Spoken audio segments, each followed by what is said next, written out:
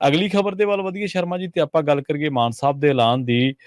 ਨਸ਼ੇ ਤੇ ਪੰਜਾਬੀਆਂ ਨੇ ਇੱਕ ਵਾਰ ਜਿਹੜੀ ਮੁੜ ਇਕਜੁੱਟਤਾ ਕੀਤੀ ਹੈ, ਔਰ ਇਹ 3 ਸਰਕਾਰਾਂ, ਅਕਾਲੀ ਦਲ ਦੀ 2012 ਤੋਂ ਬਾਅਦ ਤੇ ਕਾਂਗਰਸ ਦੀ ਸਰਕਾਰ ਤੇ ਮਾਨ ਸਾਹਿਬ ਦੀ, ਇਹਨਾਂ ਤਿੰਨਾਂ ਸਰਕਾਰਾਂ ਦੇ ਵਿੱਚ ਨਸ਼ੇ ਦੇ ਮਾਮਲੇ ਨੂੰ ਲੈ ਕੇ ਜੇਕਰ ਪੰਜਾਬੀਆਂ ਦੀ ਲਾਮਬੰਦੀ ਹੋਈ ਹੈ, ਤੇ ਉਹ ਆ ਮਾਨਸਾ ਦੇ ਵਿੱਚ ਪਰਵਿੰਦਰ ਸਿੰਘ ਝੋਟੇ ਦੀ ਗ੍ਰਿਫਤਾਰੀ ਤੋਂ ਬਾਅਦ ਜੋ ਲਾਮਬੰਦੀ ਕੀਤੀ ਹੈ।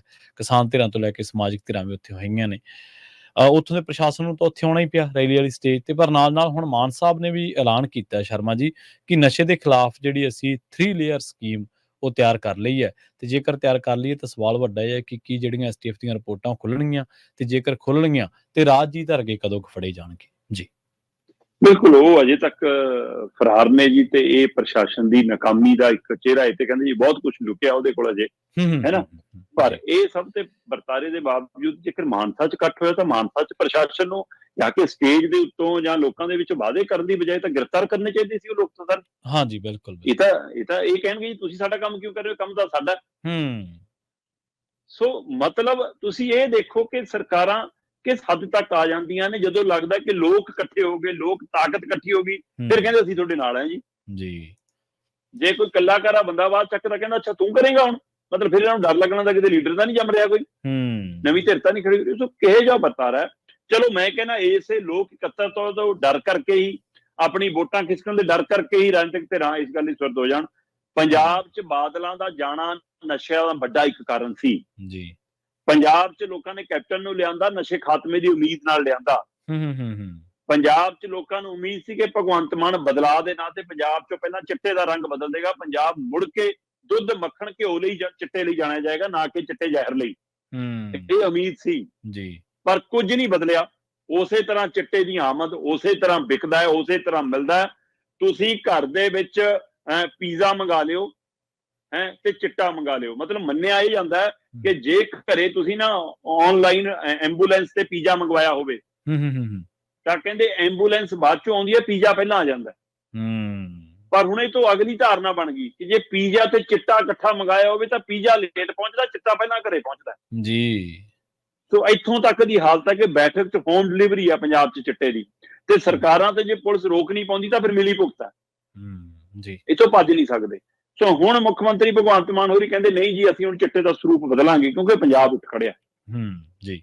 ਸੋ ਪੰਜਾਬ ਦੇ ਵਿੱਚ ਮਾਨਸਾ 'ਚ ਵੱਡੀ ਗਿਣਤੀ 'ਚ ਇਕੱਤਰਤਾ, ਪਿੰਡਾਂ 'ਚ ਚਾਹੇ ਉਹ ਦੱਲੇਵਾਲ ਵਰਗੇ ਪਿੰਡ ਦੀ ਠਿਕਰੀ ਪਹਿਰੇ ਦੀ ਗੱਲ ਹੋਵੇ, ਚਾਹੇ ਮੋਗੇ ਜ਼ਿਲ੍ਹੇ ਦੇ ਇੱਕ ਪਿੰਡ ਦੇ ਵਿੱਚ ਸਰਪੰਚ ਨੇ ਕਿਹਾ ਢਾਹ ਦਿਓ ਸਾਰੇ ਅੱਡੇ ਜਿੱਥੇ ਚਿੱਟੇ ਵਾਲੇ ਬੈਠਦੇ ਨੇ, ਚਾਹੇ ਪਿੰਡਾਂ 'ਚ ਕਮੇਟੀਆਂ ਬਣਨ ਦੀ ਕਵਾਇਦ ਹੋਵੇ। ਸੋ ਜਦੋਂ ਆਹ ਵਰਤਾਰਾ ਤੁਰਿਆ ਤਾਂ ਸਰਕਾਰ ਨੂੰ ਹੱਥਾਂ ਪੈਰਾਂ ਦੀ ਪਈ ਕਿ ਬਾਈ ਲੋਕ ਹੁਣ ਸਾਡੇ ਗੱਲ ਫੜਨਗੇ ਜੀ। ਸੋ ਇਸ ਲਈ ਉਸ ਡਰ ਤੋਂ ਮੁੱਖ ਮੰਤਰੀ ਸਾਹਿਬ ਬੋਲੇ ਨੇ, ਜਾਂ ਸੱਚਮੁੱਚ ਮੁੱਖ ਮੰਤਰੀ ਸਾਹਿਬ ਕਿਸੇ ਯੋਜਨਾ ਤੇ ਕੰਮ ਕਰ ਰਹੇ ਸੀ ਇਸ ਲਈ ਦੇਰ ਨਾਲ ਬੋਲਣੇ। ਚਲੋ ਮੈਂ ਕਹਿੰਦਾ ਕੁਛ ਹੋਵੇ, ਪੰਜਾਬ ਚਿੱਟੇ ਤੋਂ ਮੁਕਤੀ ਚਾਹੁੰਦਾ ਜੀ, ਮਾਨ ਸਰਕਾਰ ਉਹਦਾ ਸਿਹਰਾ ਵੀ ਲਵੇ ਤੇ ਸ਼ਾਬਾਸ਼ੀ ਵੀ ਲਵੇ, ਕਰੇ ਕੰਮ ਜੀ। ਮੁੱਖ ਮੰਤਰੀ ਭਗਵੰਤ ਮਾਨ ਹੋਰੀ ਕੱਲ ਮਤਲਬ ਧੂਰੀ ਸੰਗਰੂਰ ਦੇ ਖੇਤਰ ਸੀਗੇ, ਉਹ ਨਵੇਂ ਮੁਹੱਲਾ ਕਲੀਨਿਕਾਂ ਦਾ ਉਦਘਾਟਨ ਕੀਤਾ। ਉਸ ਮੁਹੱਲਾ ਕਲੀਨਿਕ ਦੇ ਉਦਘਾਟਨਾਂ ਦੇ ਮੌਕੇ ਉਹ ਬੋਲ ਰਹੇ ਸੀਗੇ, ਕਹਿੰਦੇ ਜੀ ਕਿ ਅਸੀਂ 3 ਲੇਅਰ ਹੈ ਨਾ 30 ਯੋਜਨਾ ਤਿਆਰ ਕਰ ਲਈ ਆ, ਜਿਹੜੀ 15 ਤਰੀਕ ਤੋਂ ਬਾਅਦ ਤੁਹਾਨੂੰ ਤਸਕਰਾਂ ਦੇ ਫੜੇ ਜਾਣ ਦੀ ਖਬਰ, ਚਿੱਟੇ ਦੀ ਆਮਦ ਰੁਕਣ ਦੀ ਖਬਰ ਆਉਣੀ ਸ਼ੁਰੂ ਹੋ ਜੂਗੀ। ਸੋ ਹੁਣ ਜੇਕਰ ਇਹ ਹਕੀਕਤ ਆ, ਉਹ ਕਹਿੰਦੇ ਜੀ ਯੋਜਨਾ ਬੜੀ ਲੰਮੇ ਸਮੇਂ ਤੋਂ ਤਿਆਰ ਕਰ ਰਹੇ ਸੀਗੇ, ਇਸ ਤਰੀਕੇ ਨਾਲ ਤਿਆਰ ਕਰ ਰਹੇ ਸੀ ਕਿ ਚਿੱਟੇ ਦੀ ਆਮਦ ਵੀ ਰੁਕ ਜਵੇ, ਚਿੱਟੇ ਸਪਲਾਇਰ ਵੀ ਫੜੇ ਜਾਣ, ਤੇ ਚਿੱਟੇ ਨੂੰ ਅੱਗੇ ਜਿਹੜੇ ਲੈ ਕੇ ਆਉਂਦੇ ਨੇ, ਚੈਨ ਦੇ ਵਿੱਚ ਕੰਮ ਕਰਦੇ ਨੇ, ਜਿਨ੍ਹਾਂ ਦੇ ਰਾਹੀਂ ਜਾਂਦਾ ਹੈ, ਉਹਨਾਂ ਦੇ ਉੱਤੇ ਵੀ ਨੱਥ ਪੈ ਜਾਵੇ। ਕਹਿੰਦੇ ਇਹਦੇ ਲਈ ਅਸੀਂ ਇੱਕ ਗੁਪਤ 3 ਲੇਅਰ ਯੋਜਨਾ ਤਿਆਰ ਕੀਤੀ ਆ। ਤੇ ਉਹ ਕਹਿੰਦੇ ਜੇਕਰ ਮੈਂ ਹੁਣ ਦੱਸਦੀ ਤੁਹਾਨੂੰ, ਕਹਿੰਦੇ ਫਿਰ ਉਹਨਾਂ ਨੂੰ ਤਰੀਕਾ ਮਿਲ ਜੂਗਾ ਕਿ ਨਵੇਂ ਤਰੀਕੇ ਨਾਲ ਕਿਵੇਂ ਬਚ ਕੇ ਨਿਕਲਣਾ। ਇਸ ਲਈ ਕਹਿੰਦੇ ਮੈਂ ਜਨਤਕ ਤਾਂ ਨਹੀਂ ਕਰ ਸਕਦਾ, ਪਰ ਸਟੇਜ ਤੋਂ ਇਹ ਕਹਿਣਾ ਜੀ ਕਿ ਸਾਡੇ ਕੋਲ ਯੋਜਨਾ ਤਿਆਰ ਆ, ਇਹਦਾ ਮਤਲਬ ਹੁਣ ਉਹਦੇ ਉੱਪਰ ਐਕਸ਼ਨ ਹੋਏਗਾ ਜਾਂ ਰਿਐਕਸ਼ਨ ਹੋਏਗਾ, ਦੇਖਣ ਵਾਲੀ ਗੱਲ ਆ। ਸੋ ਬਹੁਤ ਉਮੀਦ ਇੱਕ ਵਾਰ ਫਿਰ ਜਗਾਈ ਆ ਪੰਜਾਬ ਦੀ ਆਮ ਆਦਮੀ ਪਾਰਟੀ ਦੀ ਸਰਕਾਰ ਨੇ ਜਾਂ ਮਾਨ ਸਰਕਾਰ ਨੇ। ਉਹ ਉਮੀਦ ਜਗਾਉਣ ਦੇ ਪਿੱਛੇ ਲੋਕ ਇਕੱਤਰਤਾ, ਲੋਕ ਰੋਸਾ, ਲੋਕ ਇਕੱਠ ਉਹ ਇੱਕ ਕਾਰਨ ਬਣਿਆ। ਪਰ ਹੁਣ ਇਹ 3 ਲੇਅਰ ਵਾਲੀ ਯੋਜਨਾ ਕਿੰਨੀ ਕੁ ਕਾਰਗਰ ਸਾਬਤ ਹੋਊਗੀ, ਦੇਖਣ ਵਾਲੀ ਗੱਲ ਹੋਊਗੀ ਜੀ। ਕਿਉਂਕਿ ਪੰਜਾਬ ਦੇ ਵਿੱਚ ਤਾਂ ਜਿਹੋ ਜਿਹੀ ਚਿੱਟਾ ਦਾ ਚਿੱਟਾ, ਮਤਲਬ ਕਿ ਸ਼ਰਾਬ ਜਿਵੇਂ ਬੀਬੀਆਂ ਦੇ ਨਾਂ ਤੇ ਕਹਿ ਕੇ ਵੇਚਣ ਦੇ ਲਈ ਹੈ ਨਾ, ਬੋਧਾਂ ਤੱਕ ਲੱਗਣ ਦੀ ਖਬਰਾਂ ਸਾਹਮਣੇ ਆਈਆਂ, ਉਸ ਨੇ ਫਜੀਅਤ ਕਰਾਈ। ਪਿਛਲੇ ਦਿਨੀ ਪਿਛਲੀਆਂ ਸਰਕਾਰਾਂ ਦੇ ਸਮੇਂ ਜਿਵੇਂ ਪੰਜਾਬ ਦੇ ਅੰਦਰ ਮਤਲਬ ਕਿ ਨਸ਼ਾ ਛਡਾਊ ਕੇਂਦਰ ਬੀਬੀਆਂ ਦੇ ਖੁੱਲਣ ਕਾਰਨ ਫਜੀਅਤ ਹੋਈ ਸੀ, ਉਸੇ ਤਰ੍ਹਾਂ ਹੁਣ ਬੀਬੀਆਂ ਦੇ ਲਈ ਸ਼ਰਾਬ ਫਰੈਂਡਲੀ ਦੀਆਂ ਦੁਕਾਨਾਂ ਖੁੱਲਣ ਦੇ ਲਈ ਇਹੋ ਜਿਹਾ ਮੁੱਦਾ ਬਣਿਆ। ਉਹ ਤੋਂ ਬਾਅਦ ਹੁਣ ਚਿੱਟੇ ਨੂੰ ਰੋਕਣ ਦੇ ਲਈ ਸਰਕਾਰ ਜੇਕਰ ਕਾਰਗਰ ਸਾਬਤ ਹੁੰਦੀ ਆ ਤਾਂ ਸ਼ਾਇਦ ਇਹਨਾਂ ਦੇ ਕੁਝ ਦੁੱਖ ਕੱਟੇ ਜਾ ਸਕਦੇ ਨੇ, ਕੁਝ ਇਹਨਾਂ ਦੀਆਂ ਖਾਮੀਆਂ ਲੁਕ ਸਕਦੀਆਂ ਨੇ, ਕੁਝ ਇਹਨਾਂ ਦੀਆਂ ਨਲਾਇਕੀਆਂ ਧੋਤੀਆਂ ਜਾ ਸਕਦੀਆਂ ਨੇ। ਸੋ ਇਸ ਲਈ ਦੇਖਣ ਵਾਲੀ ਗੱਲ ਹੋਊਗੀ ਕੀ ਮਾਨ ਸਰਕਾਰ ਉਹ ਕਰ ਸਕਦੀ ਆ। 4 ਪੁੱਤ ਗਵਾਉਣ ਵਾਲੀ ਮਾਂ ਹੈ ਨਾ, 10 ਮਹੀਨਿਆਂ 'ਚ 4 ਪੁੱਤ ਚਿੱਟੇ ਨਾਲ ਗਵਾਏ ਹੋਣ ਤੇ ਅੱਖਾਂ ਤੋਂ ਅੰਨੀ, ਕਹਿੰਦੀ ਮੈਂ ਤਾਂ ਅੰਨੀ ਸੀ, ਤੁਹਾਡੇ ਤਾਂ ਅੱਖਾਂ ਹੈਗੀਆਂ। ਜੀ।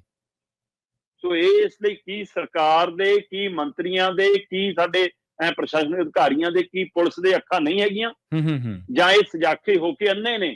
ਕਿਉਂ ਪੰਜਾਬ ਚਿੱਟੇ ਦੀ ਮੌਤ ਮਰ ਰਿਹਾ? ਇਸ ਦੇ ਲਈ ਹੁਣ ਸਰਕਾਰ ਜਵਾਬ ਦੇ। ਮੈਨੂੰ ਲੱਗਦਾ ਲੋਕਾਂ ਨੇ ਕਟਹਿਰੇ 'ਚ ਖੜੀ ਕਰ ਲਈ ਆ। ਇਸੇ ਕਾਰਨ ਸਰਕਾਰ ਨੂੰ ਬੋਲਣਾ ਪਿਆ, ਮੁੱਖ ਮੰਤਰੀ ਨੂੰ ਬੋਲਣਾ ਪਿਆ ਤੇ ਇਸ ਪਰ ਕੋਈ ਐਕਸ਼ਨ ਵੀ ਲੈਣਾ ਪਊਗਾ। ਜੀ। ਰੌਲਾ ਇਹ ਹੈ ਨਾ ਸ਼ਰਮਾ ਜੀ, ਜਿਵੇਂ ਤੁਸੀਂ ਗੱਲ ਕਰਕੇ ਹਟੇ ਆ, ਪਰ ਸਾਰੀ ਗੱਲ ਜਿਹੜੀ ਆ ਉਹ ਤੁਹਾਡੀ ਦ੍ਰਿੜਤਾ ਕਿੰਨੀ ਕੁ ਹੈ? ਔਰ ਇਹ ਇੱਕ ਮਾਂ ਦੀਆਂ ਚੀਸਾਂ, ਪੰਜਾਬ ਦੀਆਂ ਤਾਂ ਹਜ਼ਾਰਾਂ ਮਾਵਾਂ ਦੀਆਂ ਚੀਸਾਂ ਐਸੀਆਂ ਨੇ। ਇਹਨਾਂ ਮਸਲਿਆਂ ਨੂੰ ਲੈ ਕੇ ਮੁੱਖ ਮੰਤਰੀ ਪੰਜਾਬ ਕਦੇ ਸਦਨ ਦੇ ਵਿੱਚ ਬਹੁਤ ਜ਼ੋਰ ਸ਼ੋਰ ਨਾਲ ਨਸ਼ੇ ਦੇ ਵਿਰੁੱਧ ਆਵਾਜ਼ ਬੁਲੰਦ ਕਰਦੇ ਸੀ, ਪਰ ਹੁਣ ਦੇਖਦੇ ਹਾਂ ਕਿ ਕਦੋਂ ਇਸ ਬਾਬਤ ਪੰਜਾਬ ਨੂੰ ਕੋਈ ਨਿਜਾਤ ਮਿਲਦੀ ਹੈ।